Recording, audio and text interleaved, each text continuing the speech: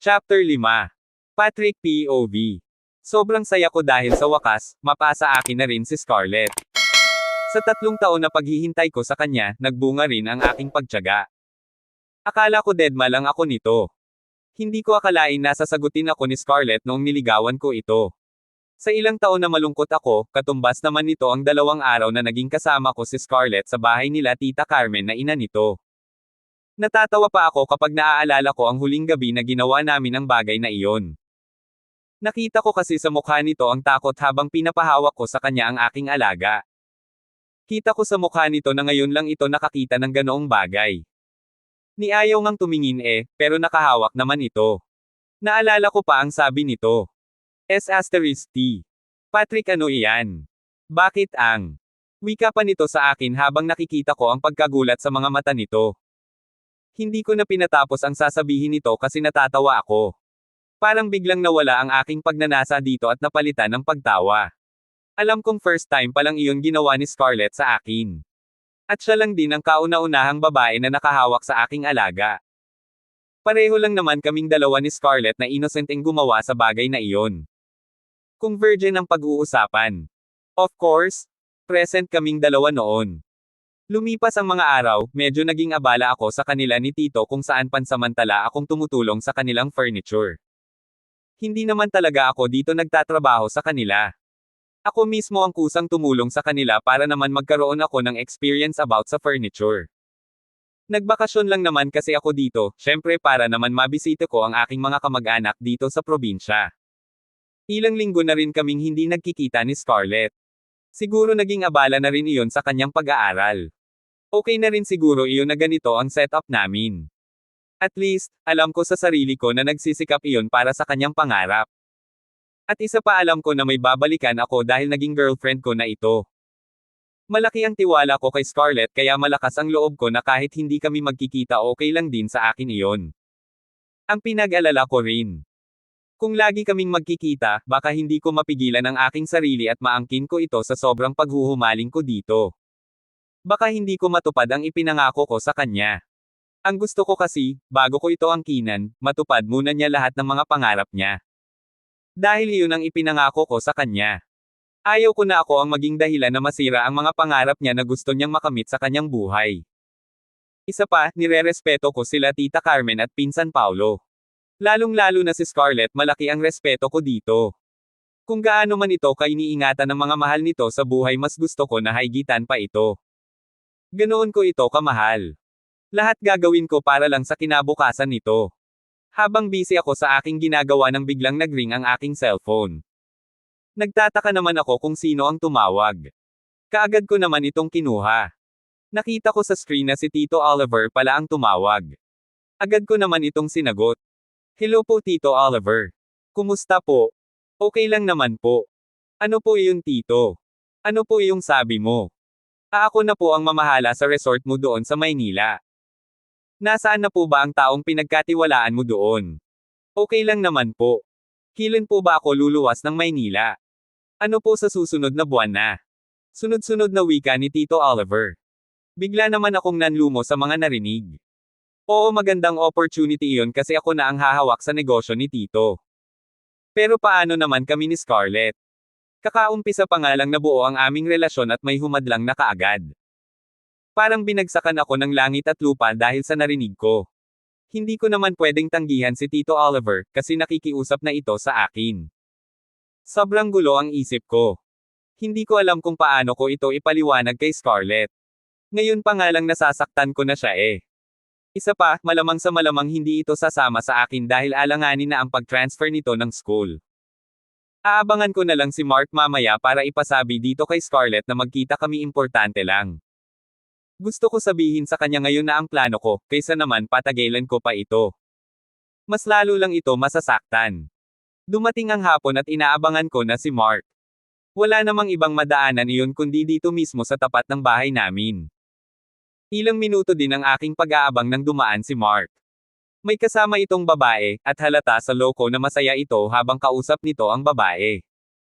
Nang makalapit na sila sa tapat ng bahay ay kaagad ko itong tinawag. Mark, pwede ba mag-usap tayo saglit? May sasabihin sana ako.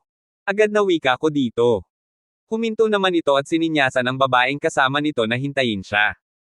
Agad namang tumango ang babae. Yes bro.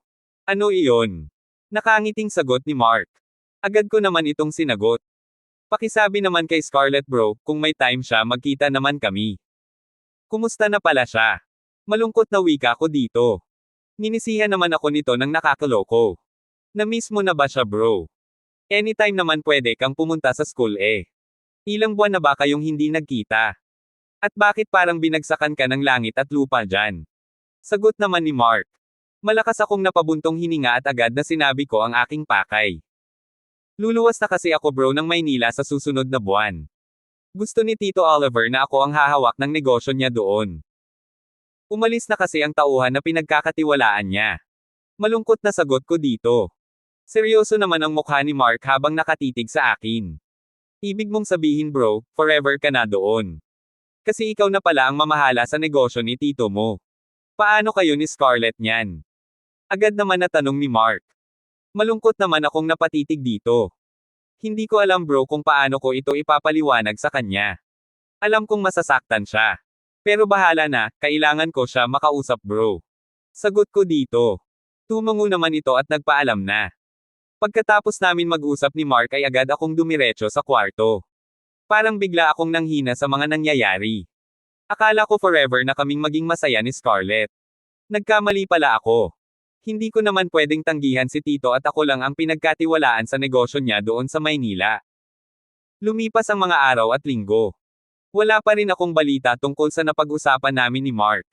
Linggo ngayon at abala ako sa aking sinusulat na mga dokumento.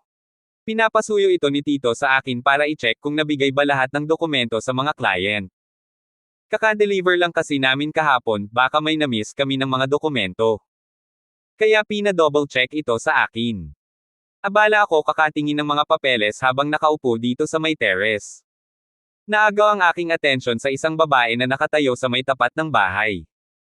Nakita ko pa na nilapitan ito ni Tito. Maya-maya ay tinawag na ako nito at agad na sinabi na may naghahanap sa akin sa ibaba. Hindi ko kasi maaninagan kung sino ito dahil nasa second floor ako ng bahay. Dali-dali naman akong bumaba. Bumungad ang nakangiting mukha ni Scarlett. Pero kita ko sa aura nito na may mabigat itong dinaramdam. Agad ko naman itong binati. Kumusta ka na? Ilang araw din kitang inaabangan Scarlett dito sa bahay. Pasensya ka na ha, wala kasi akong lakas na loob na puntahan ka sa school mo. Baka kasi busy ka, at isa pa ayaw ko na maka-isturbo ako sa iyo. Agad na wika ko dito. Ngumiti naman ito sa akin at hindi na nagsalita. Kita ko pa sa maamong mukha nito ang kalungkutan. Kahit hindi pa nito sabihin alam ko na malungkot ito. Baka sinabi na rin siguro ni Mark dito ang plano ko na luluwas na ako ng Maynila. Hintayin mo ako dito Scarlett, magbibihis lang ako. Maikli kong wika dito. Tumango naman ito at may pagtataka sa mukha. Marahil hindi nito alam kung ano ang magiging plano ko kasi pinapahintay ko siya. Tinalikuran ko na ito at agad na umakyat sa itaas upang magbihis. Nagpaalam lang ako kay Tito na aalis muna ako. Tinanguan lang naman ako nito at tuluyan ang umalis. Kaagad akong pumunta sa aking kotse at sumakay na dito. Pinarado ko muna ito sa gilid ng kalsada at bumaba muna ako para pagbuksan ko si Scarlett ng pintuan. Nagtataka pa ako sa ekspresyon ng mukha nito. Parang gulat na gulat. Nagtataka naman akong napatitig dito. Sumakay ka na sweetie. Aalis tayo. Huwag kang mag-alala, ipapasyal lang kita. Kung makapag-react ka naman wagas. Panunudo ko dito. Seryoso naman itong nakatitig sa akin hanggang sa makapasok na ng kotse. Inayos ko lang ang seatbelt nito at inumpisahan ko na ang pagdadrive. Habang abala ang mga mata ko sa kalsada, napatingin naman ako kay Scarlett nang magsalita ito. May kotse ka pala Patrick. Bakit ngayon ko lang ito nakita? Kung alam ko lang na may kotse ka dapat palagi ako pumupunta dito para makapagpa-sale tayo. Nakangiti nitong wika. Kita ko naman sa mukha nito na seryoso ito. Nakangiti naman akong napatitig sa mukha nito. Hindi mo naman kasi naitanong sweetie kung may kotse ako eh. Isa pa, ang alam ko hindi ka mahilig gumala. Lagi ka na nga lang sa loob ng bahay sabi ni Tita Carmen. Nakangiti kong sagot dito. Inirapan naman ako nito sabay hawak sa mukha ko. Eh dati iyon. Pero ngayon, gusto kong gumala kasama ka. Napaka-unfair mo naman Patrick, nakakainis ka. Pagmamaktol nitong wika. Hinawakan ko naman ito sa kamay habang nakafocus ang isa ko pang kamay sa manibela ng kotse. Sorry na sweetie. Promise, babawi ako sa iyo ngayon. Huwag ka nang magtampo. Sa ngayon, sa ating dalawa lang ang araw na ito. Sagot ko naman ito habang pinipisil ko ang palad nito. Nakangiti naman ito at biglang hinalikan ang pisngi ko. Nagulat naman ako sa ginawa ni Scarlett. Thank you Patrick. Love you. Nakangiti nitong wika. Kita ko ang saya sa mukha nito. Kahit papaano napasaya ko ito kahit sandali na lang ang aming pagsasama. Gusto ko ibigay kay Scarlett ang mga oras at araw bago ako luluwas na ng Maynila. Balak ko ngayon pumunta kami ng bayan at ibili ko ito ng cellphone. Gusto ko bago ako umalis dito sa probinsya may contact kaming dalawa. Hindi naman pwede na magsusulatan pa kami ang hassle na noon. Pagdating namin ng bayan kaagad naman kaming bumaba. Iniwan ko na lang itong kotse sa may paradahan. Wala namang problema na iwanan ko itong kotse kasi may security guard naman na nakabantay. Agad kong hinela si Scarlett papasok sa loob ng mall. Kahit probinsya ito pero may marami na ring malalaking tindahan. Pagpasok namin sa loob nagtaka naman si Scarlett. Nakapulupot pa ang braso nito sa aking balikat at agad na nagsalita. Ano ang gagawin natin dito Pat? May bibilhin ka ba dito? Agad na tanong nito sa akin. Ngumiti naman ako dito. Parang bago sa pandinig ko ang tawag nito sa akin Pat na hindi na Patrick. Kinikilig tuloy ako sa tawag nito sa akin ngayon. Bibili ako ng cellphone sweetie. Kaya nandito tayo ngayon. Siya nga pala, pumili ka na kung alin ang gusto mo dyan. Sagot ko dito. Nanlaki naman ang mga mata ni Scarlett. Ninitian ko naman ito habang hawak ko ang kamay nito. Bakit ako ang pipili? Hindi ko naman alam kung ano ang gusto mo about sa cellphone. At isa pa, bago pa iyang cellphone mo Wala pang ang gasgas yan, bibili ka na naman. Sagot nito. Agad ko naman itong minitian at pinindot ang dulo ng ilong nito. Napayuko naman ito sa pagkapahiya. Marahil nakatingin kasi sa amin ang mga nag-assist na mga sales lady. Sweetie. Hindi sa akin, kundi para sa iyo. Gusto kong bilhan kita ng cellphone para hindi na tayo dadaan sa sulat. At isa pa, hindi ka naman mag-respond sa sulat Panunudyo na sagot ko dito. Napansin ko naman ang ibang sales lady na kinikilig ito habang nakatingin sa amin ni Scarlett. Nagulat pa ako nang kinurot ako nito sa aking tagiliran. Tinitigan ko naman ito ng may kapal-yuhang ngiti. Mamaya ka talaga sa akin sweetie. Humanda ka lang. Wika ko dito sabay kindat. Nakita ko naman ang pamumula na pisngi nito. Miss, bigyan mo ako ng iPhone yung pinaka-latest. Wika ko sa sales lady. Dali-dali naman itong kumuha ng naka-box pa na cellphone, at agad na ipinakita sa amin. Ito po sir kakarating lang nito kahapon. Kayo pa po ang kauna-unahang customer namin ang nagtanong about sa bagong latest ng cellphone. Wika ng isang sales lady. Nakangiti naman ako dito. Nakita ko naman sa mukha ni Scarlett ang pagtutol. Ninitian ko lang ito at agad na pinaasikaso sa sales lady. Pagkatapos balutin ang binili ko na cellphone, agad kaming lumabas ni Scarlett. Hawak ko ang kamay nito habang patungo kami sa aking kotse. Napansin ko naman na hindi umiimik si Scarlett at nagpatianod lang ito habang naglalakad kami. Pagdating namin sa aking sasakyan pinagbuksan ko ito. Akmang start ko na ang kotse nang magsalita si Scarlett. Patrick, bakit ka naman bumili ng cellphone na ganoon kamahal? Oo, alam kong marami kang pera, pero sobrang mahal naman ang cellphone na iyan.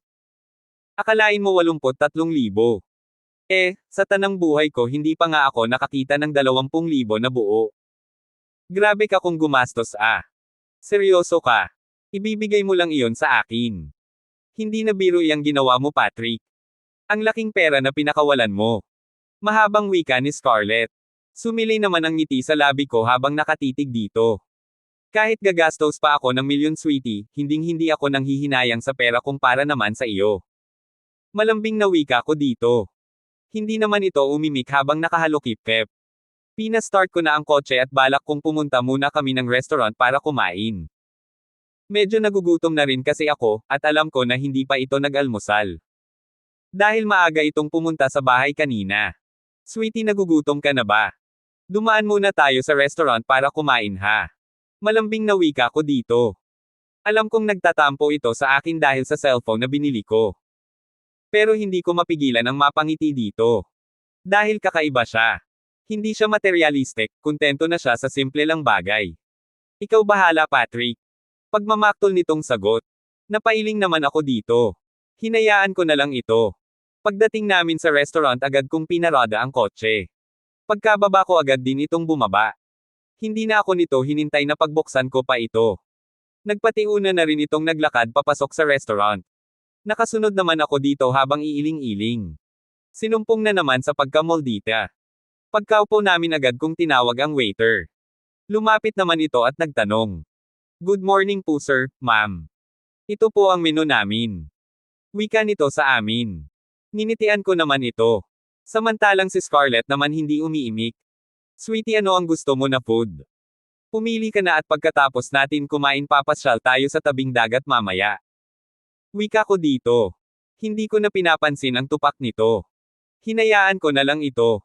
Bahala ka na. Kung ano ang gusto mo iyon na lang din sa akin. Pagtatampong wika nito. Tumango na lang ako dito. Pagdating ng food namin nag-umpisa na rin kaming kumain. Hindi naman ako pinahirapan nito. Akala ko kasi ayaw kumain dahil nagtatampo ito. Pero mas marami pa itong nakain kaysa akin eh. Natatawa naman ako dito habang kumakain kami. Napatitig naman ito sa akin. May nakakatawa ba? Bakit ka patawa-tawa dyan? Akala mo ba Patrick natutuwa ako sa iyo? Nabibwisit ako sa iyo sa totoo lang. Nagtatampo nitong wika. Napakunot naman ang noo ko sa sinabi nito. Bakit ka naman nabibwisit sa akin sweetie? Grabe ka naman para cellphone lang galit ka na doon. At isa pa para naman sa'yo ang phone na iyon eh. Sagot ko dito. Pinandilatan naman ako nito ng mata. Hindi lang iyon about sa cellphone na binili mo. Ang balak mo na umalis na dito at iiwanan ako. Malungkot nitong wika habang namumula ang mga mata. Agad ko naman itong dinaluhan. Tama na sweetie. Tapusin muna natin kumain at maghanap tayo ng right place para makapag-usap tayo ng masinsinan okay. Sagot ko dito na may halong pag-aalala. Pagkatapos namin kumain, agad kong binayaran ang bill at kaagad kaming umalis. Pumunta kami sa tabing dagat. At akmang bubuksan ko na ang pintuan ng kotse ay nagsalita si Scarlett. Ayaw ko nang bumaba Patrick. Gusto ko nang umuwi. Ang problem ko pa naman kay Mama Ann saglit lang ako. Wika nito sa akin. Napakunot naman ang noo ko dito. Alam ko masama ang loob mo sa akin Scarlett kasi aalis na ako. Pero gusto ko kasi bago ako aalis mapasaya man lang kita kahit sa ganitong paraan lang. Gusto ko magkaroon tayo ng yanong ng good memory bago tayo magkalayo. Mahabang sagot ko dito. Napansin ko naman na tumulo ang luha nito sa kanyang mga mata. May kung anong kumurot naman sa aking puso nang makita ko na tumulo ang luha nito. Dali-dali ko naman itong niyakap at hinagod ang likod nito. Tama na sweetie please. Panahon lang naman ang naghihiwalay sa atin eh. Pero mananatili ka sa aking puso, promise ko sa iyo iyan sweetie. Tanging kamatayan lang ang makapaghihiwalay sa ating dalawa. Malumanay na paliwanag ko. Ngumiti naman ito sa akin. Okay ka na ba? Ayaw mo ba talaga bumaba? Tanong ko dito ulit. Tumango naman ito. Gusto ko nang umuwi Pat. Baka kasi hinahanap na ako ni Mama Ann eh. Wika nito sa akin. Tinitigan ko naman ito sa mga mata. Bukas na tayo umuwi. Ako na ang bahala sa iyo. Ihahatid kita bukas at ako na ang magpaliwanag sa Mama Ann mo. Seryosong sagot ko dito. Nanlaki naman ang mga mata ni Scarlett habang nakatitig sa akin. Ninitian ko lang ito at pina-start na ang kotse. Hindi naman na ito nagprotesta at tahimik lang ito habang tumitingin sa labas ng bintana at malalim ang iniisip.